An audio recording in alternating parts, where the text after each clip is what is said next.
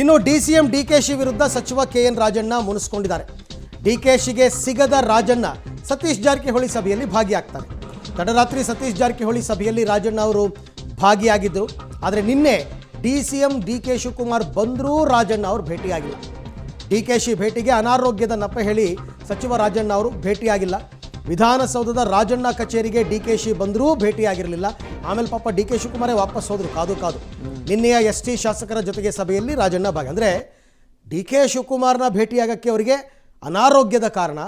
ಆದರೆ ತಮ್ಮ ಸಮುದಾಯದ ಶಾಸಕರ ಸಭೆ ಮಾಡಿದಾಗ ಅಲ್ಲಿಗೆ ಅವರು ಹಾಜರಾಗ್ತಾರೆ. ಯಾಕೆ ಅಂದರೆ ಡಿಕೆ ಶಿವಕುಮಾರ್ ಅವ್ರನ್ನ ನೇರವಾಗಿ ಟಾರ್ಗೆಟ್ ಮಾಡಿ ಮಾತಾಡಿದ್ದಾರೆ. ಹೌದು. ಆಮೇಲೆ 40 ನಿಮಿಷ ಕಾದಿದ್ದು ಡಿಕೆ 40 ನಿಮಿಷ ಅವ್ರು ಕಾದಿದ್ದಾರೆ. ಸೊ ಹೀಗೆಲ್ಲ ಇದೆ. ಡಿಕೆ ಶಿವಕುಮಾರ್ ಅವರು ಉಪಮುಖ್ಯಮಂತ್ರಿಗಳೇ ರಾಜಣ್ಣ ಚೇಂಬರ್ಗೆ ಬಂದರೂ ಕೂಡ ಸಿಕ್ಕಿಲ್ಲ. ಆದರೆ ಇಲ್ಲಿಗೆ ಅವರು ಬಂದಿದ್ದಾರೆ ರಾಜಣ್ಣ. ಇದೆಲ್ಲ ಏನು ತೋರಿಸ್ತಾ ಇದೆ ಅಂದರೆ ಇವರಲ್ಲಿ ಒಗ್ಗಟ್ಟಿಲ್ಲ. ಡಿಕೆ ಶಿವಕುಮಾರ್ಗೂ ರಾಜಣ್ಣ ಅವ್ರಿಗೂ ಮೊದಲಿಂದನೂ ಆಗಲ್ಲ. ಹೆಸರಿಡದೆ ರಾಜಣ್ಣ ಅವರು ಟಾರ್ಗೆಟ್ ಮಾಡಿ ಮಾತಾಡಿದ್ದಾರೆ ಡಿಕೆ ಶಿವಕುಮಾರ್ನ. ಆಯಿತಾ, ನೀವು ಹೈಕಮಾಂಡ್ ಹೆಸರನ್ನ ದುರ್ಬಳಕೆ ಮಾಡ್ಕೋಬೇಡಿ ಅಂತ, ನೀವು KPCC ಅಧ್ಯಕ್ಷ ಸ್ಥಾನದಿಂದ ನೀವೇ ಕೆಳಗಿಳಿರಿ ಅಂತ ಹೀಗೆಲ್ಲ ಮಾಡಿರೋದ್ರಿಂದ ಅವ್ರಿಗೂ ಇವ್ರಿಗೂ ಆಗ್ತಾ ಇಲ್ಲ.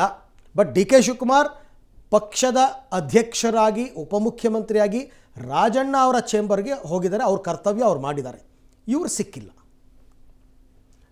ಈ ಬಗ್ಗೆ ಕೂಡ ಮತ್ತಷ್ಟು ಮಾಹಿತಿ ನನ್ನ ಕೊಲೀಗ್ ಸುಕೇಶ್ ಅವರಿಂದ ಪಡೆಯೋಣ. ಸುಕೇಶ್, ಡಿಕೆ ಶಿವಕುಮಾರ್ ಅವರೇ ಮುನಿಸು ಮರೆತು ರಾಜಣ್ಣ ಅವ್ರನ್ನ ಭೇಟಿಯಾಗಕ್ಕೆ ಬಂದರೆ ಸಿಗಲ್ಲ.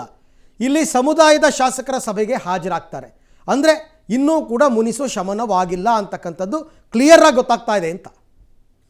ಖಂಡಿತ ಅರವಿಂದ್, ಯಾಕಂದರೆ ರಾಜಣ್ಣ ವರ್ಸಸ್ ಡಿಕೆ ಶಿವಕುಮಾರ್ ಅಂದರೆ ಡಿಕೆ ಶಿವಕುಮಾರ್ ವಿಚಾರದಲ್ಲಿ ರಾಜಣ್ಣ ಅವರು ಬಹಿರಂಗವಾಗಿ ಸಾಕಷ್ಟು ಮಾತುಗಳನ್ನ ಆಡ್ತಾರೆ, ವಿರೋಧವಾಗಿ ಮಾತಾಡ್ತಾರೆ. ಮತ್ತು ಅವರ ಅಧ್ಯಕ್ಷ ಸ್ಥಾನದಿಂದ ಇಳಿಬೇಕು ಅನ್ನುವಂಥ ಒತ್ತಾಯ ಮಾಡೋದ್ರಲ್ಲಿ ಪ್ರಮುಖವಾಗಿ ಮೊದಲ ಧ್ವನಿ ಎತ್ತಿದವರು ಕೂಡ ಅವರೇ. ಆದರೆ ಇವೆಲ್ಲ ಬೆಳವಣಿಗೆ ನಂತರದಲ್ಲಿ ಅಪೆಕ್ಸ್ ಬ್ಯಾಂಕ್ನ ಅಧ್ಯಕ್ಷರ ಆಯ್ಕೆಯ ವಿಚಾರದಲ್ಲಿ ಸರ್ಕಾರ ಅಥವಾ ಕಾಂಗ್ರೆಸ್ಗೆ ಬಲಾಬಲ ಇದ್ದೂ ಕೂಡ BJPಯವರೊಬ್ಬರು ಅಧ್ಯಕ್ಷರಾಗಿ ಕೂತಿದ್ದಾರೆ. ಬದಲಾವಣೆ ಆಗಬೇಕು ಅನ್ನುವಂಥ ಒತ್ತಡ ಮತ್ತು ಒತ್ತಾಯಗಳ ನಡುವೆ ಮುಖ್ಯಮಂತ್ರಿಗಳ ಸೂಚನೆ ಹಿನ್ನೆಲೆಯಲ್ಲಿ DCM DK ಶಿವಕುಮಾರ್ ರಾಜಣ್ಣ ಅವರು ಭೇಟಿ ಮಾಡೋಕ್ಕೆ ಮುಂದಾಗ್ತಾರೆ. ಸ್ವತಃ ಮುಖ್ಯಮಂತ್ರಿಗಳ ಸೂಚನೆ ಇದೆ ಅಂತ ಗೊತ್ತಿದ್ರೂ ಕೂಡ ರಾಜಣ್ಣ ಅವರು ತಮ್ಮ ಕಚೇರಿಯಿಂದ ಹೊರಗೆ ಹೋಗ್ತಾರೆ DK ಶಿವಕುಮಾರ್ ಬರುವ ಕೆಲವೇ ನಿಮಿಷಗಳ ಮೊದಲು.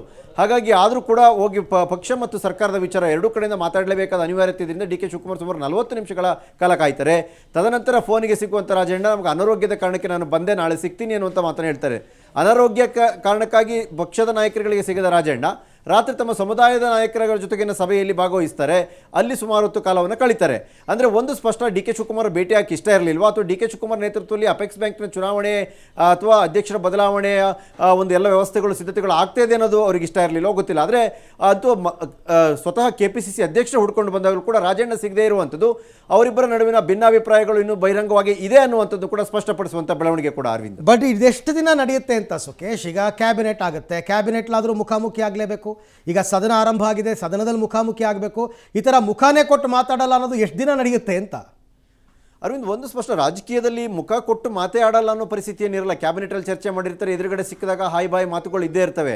ಆದರೆ ಈ ವಿಚಾರದಲ್ಲಿ DK ಶಿವಕುಮಾರ್ ಅವ್ರ ಜೊತೆಗೆ ನಾನು ಕೂತು ಮಾತಾಡಬೇಕಾ ಅನ್ನುವಂಥ ಪ್ರತಿಷ್ಠೆ ಏನಾದರೂ ತೆಗೆದುಕೊಂಡ್ರ ರಾಜಣ್ಣ ಅನ್ನುವಂಥದ್ದು ಪ್ರಶ್ನೆ. ಯಾಕಂದರೆ ಅಪೆಕ್ಸ್ ಬ್ಯಾಂಕ್ ವಿಚಾರದಲ್ಲಿ ಅಪೆಕ್ಸ್ ಬ್ಯಾಂಕ್ನ ನಿರ್ದೇಶಕರಾಗಿ ಸಾಕಷ್ಟು ಜನ ಕಾಂಗ್ರೆಸ್ನ ಶಾಸಕರುಗಳಿದ್ದಾರೆ. ಹಾಗಾಗಿ ಸರ್ಕಾರ ನಮ್ದಿರೋದ್ರಿಂದ ಅಧಿಕಾರವು ನಮ್ಮ ಕೈಲೇ ಇರಬೇಕು ಅಂತ ಬಯಸ್ತಾ ಇದ್ದಾರೆ.